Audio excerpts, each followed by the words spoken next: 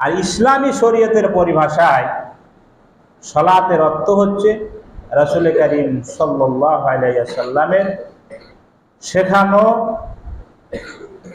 নির্ধারিত নির্ধারিত নির্ধারিত পদ্ধতিতে রুকু সেজদার মাধ্যমে আল্লাহ সুবহানাহু ওয়া তাআলার জিকির ও দোয়া করাকে সালাত বা নামাজ বলা হয়। বলেন সুবহানাল্লাহ। আর এই নামাজ, এই সালাত হচ্ছে ইসলামের কয় নাম্বার রুকুন?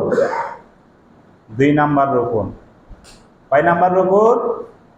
বুনিয়াল ইসলাম আলা খামসিন শাহাদাতি আল্লাহ ইলাহা ইল্লাল্লাহু ওয়া আন্না মুহাম্মাদান আবদুহু ওয়া রাসূলুহু ওয়া ইকামাস সালাহ ওয়া ইতাইজ যাকাত ওয়াল হজ্জ ওয়া সামু রমাদান মুত্তাফাকুন আলাইহ। ইসলাম ধর্মের ফরজ কয়টা বলতে পারবেন? একটু বুদ্ধি খাটান, বলতে পারবেন? কয়টা বললাম এখানে গণেননি? 5টা। কয়টা বলেন?